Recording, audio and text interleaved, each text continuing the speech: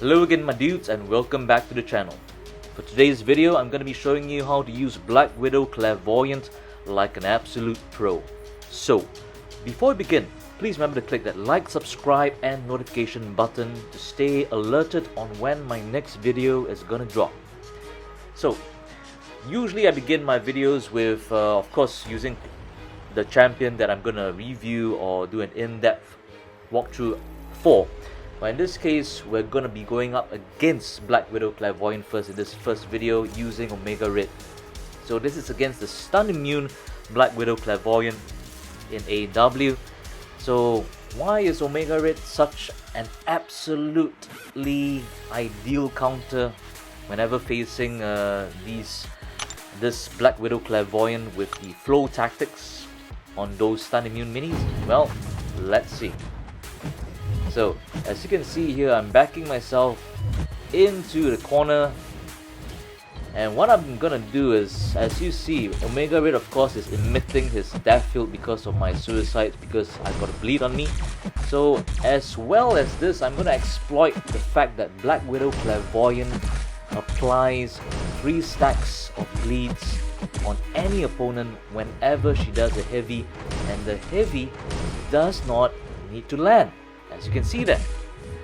So all you need to do is just turtle away in the corner, roll yourself up, alright, allow Black Widow Clairvoyant to just perform her whipped heavies, and you can just see her automatically melt away. Alright, in this next fight we'll be seeing how Black Widow Clairvoyant is the ideal counter against Arcus, primarily because she can nullify all those power gains and shut down his ability to proc armor breaks and therefore those cold snap debuffs on you. So as well as you're gonna see, when I apply my SP2 on him when I'm on the Curse of Plague mode, okay, as I'm trying to drain his power, or should I say as I'm draining his power, I prevent those power gains from proccing due to buff immunity, and that further fuels my own power gain as well. Alright. And up next, what we have is just a brief demonstration of course, her signature ability which allows her to cheat death, as long as she has Death Touch active. So as you can see here, I've got my Death Touch on, and I've purposely pushed him to his own SP3. By right, if I didn't have, or should I say, if she wasn't awakened, she would meet her doom, but over here this allows her to cheat death. Not only that, but heal back a certain small percentage for you to last fight. Okay? Alright, and up next we're going up against this AQ6 Annihilus. In this fight I'm gonna showcase her ability to nullify all those buffs on your opponents, such as in this case that Cosmic Control Rod of Nilus, which basically pretty much makes him become any normal champion. Alright, as you know, as long as he has that Cosmic Control Rod up, he becomes unstoppable, alright, by proccing all those stifles on you and making him such a bitch to fight.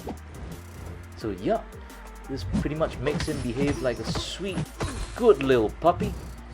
And yeah, pretty much what you want to do is just bread and butter shallow evades against this Nilus, as well as try to push yourself into the Incinerate mode or Curse of Hellfire. Over there you saw I pushed into his SP2, took a lot of block damage because of those high attack values, but no biggie, I healed it all back when I returned to Curse of Blood mode.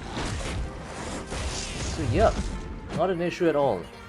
Even if you were to face this same Annihilus in AW, he has lower attack ratings and lower health pools. Exact same tactic you can use against him to nullify that Cosmic Control Rod, and yeah, make this fight as easy as it goes. Nothing too much about it, alright, and soon enough, down he goes.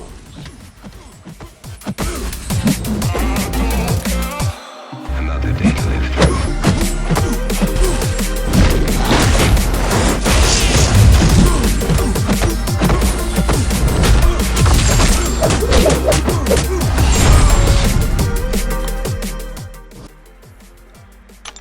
Next, we have this Hyperion on the Force of Will node and AW. So in this fight, I'm going to be showcasing, of course, once again, her ability to prevent all those power gain buffs from proccing on Hyperion because of her SP2. And not only that, as you'll see towards the end of the fight, because of Force of Will, this basically makes Hyperion immune to the ability accuracy reduction of those, or should I say, of the Assassin Mastery. So this basically, as you're gonna see here, after just one SP2, she immediately pushes herself back up to an SP3 for a guaranteed finish. If Hyperion didn't go down with that SP2, this bitch is going down now. Alright?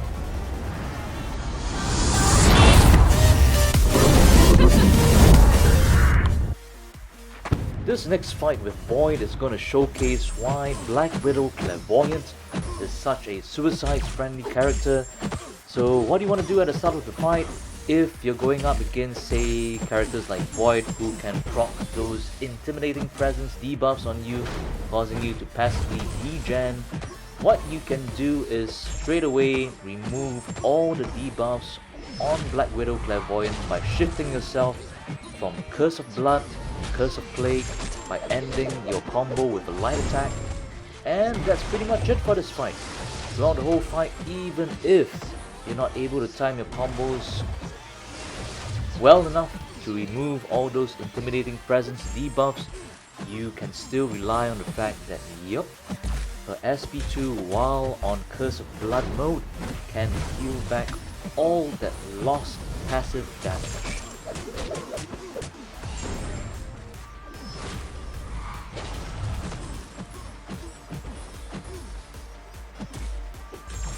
Alright, and without much effort, yup, just cycling through those normal combos, not having to worry about any of those intimidating debuffs, this Void fight is pretty much over with you being able to heal back pretty much 100% health.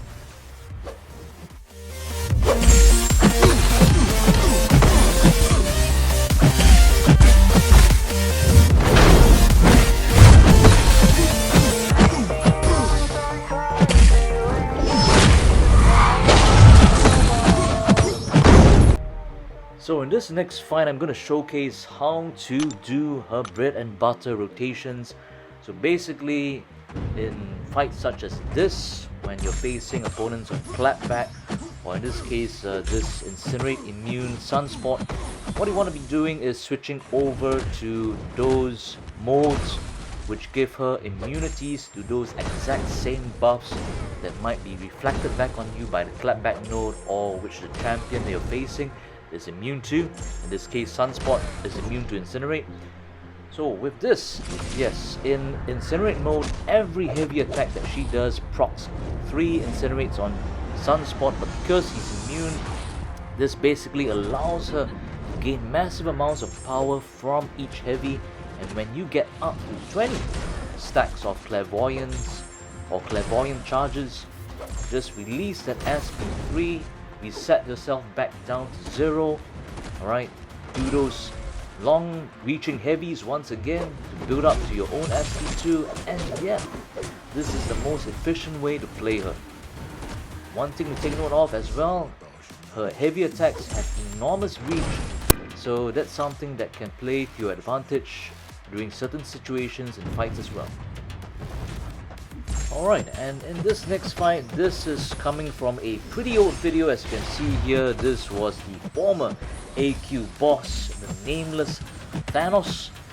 Alright, so this fight is going to showcase her ability to dish out massive amounts of burst damage when she's in the Curse of Hellfire mode. So pretty much, of course, when he was still the boss before Dr. Doom, you wanted to play ever so carefully because of the inverted controls when he did his special attacks. Yeah, so this was back then. I found this to be, frankly speaking, more of a challenge than the current AQ boss, Dr. Doom, who I mean, relatively speaking, compared to Thanos, is a pushover. Alright? Thanos had so many things going for him when he was the AQ boss, inverted controls on his special attacks. Alright, and of course the heal blocks as well. So many things. Made this fight way harder compared to Doctor Doom, but as you can see here, yeah, as long as you maintain Black Widow Clairvoyant in her Curse of Hellfire mode, she does massive amounts of damage on her SP2 because of that direct energy burst damage with each hit. So yeah, pretty satisfying to be able to, whenever you can, of course, one-shot any AQ or AW boss.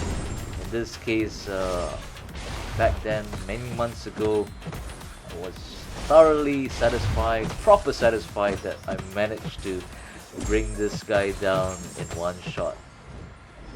Alright.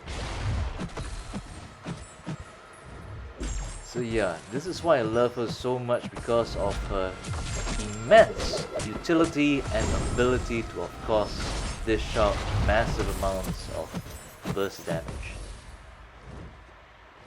So much so that, yeah, as on a related note, I actually went for those Doctor Doom Cavaliers that dropped just yesterday. Alright, when he came back, those Cavaliers that give you a greater chance to pull him because of that greater drop rate or higher drop rate. So yeah, that's why I held off bringing her up to rank 3, because I was actually getting ready to rank up my 6-star Doom if I managed to pull him to bring him to rank 3 as well. Okay, so in this last segment over here, this last part, we are gonna be seeing how Black Widow Clairvoyant was such an ideal choice to use against this 6.4.5 Adaptoid boss.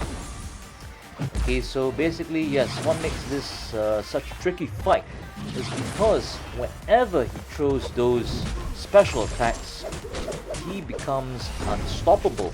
But fret not, because of Matador, she'll be able to gain 1 bar of power whenever he throws those special attacks.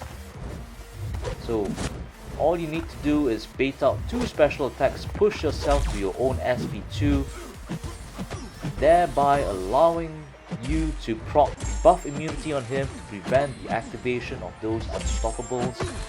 And yeah, that's basically what you want to be repeating in this fight to one-shot this Adaptoid boss. Another thing to take note of is, from time to time, of course, because of the high attack values, you'll be taking quite a bit of block damage, but don't worry about it. Just switch over to the Curse of Blood mode if you need, and just use that SP2 while in Curse of Blood to replenish any of that lost health. So that's pretty much it. No fear of dying at all, I would say, if you play like how you're supposed to use her in this fight over here. Okay.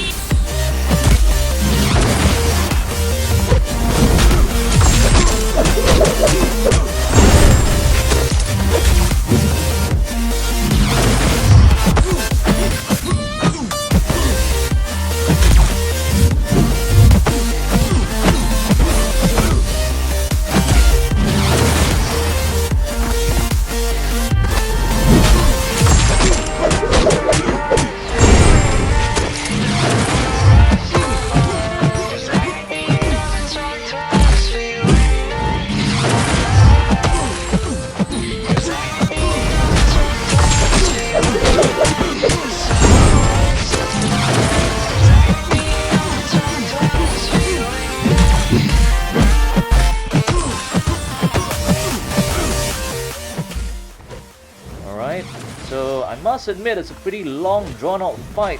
229 hits in fact. Pretty long fight, but this allows you to one-shot that Adaptoid. So anyway, this brings me to the end of my video, guys. Thank you so much for watching. Once again, please leave a like, subscribe, and click that notification button if you liked what you saw. And stay tuned for more Marvel Contest of Champions videos dropping real soon. And in this case, the next video I'm going to be posting is the one I just mentioned, the one where I went for those Doom Cavaliers in my bid to land that 6-star Doctor Doom, because I've got all the ingredients, all the resources waiting, just waiting for him to bring him up to rank 3 and awaken him as well.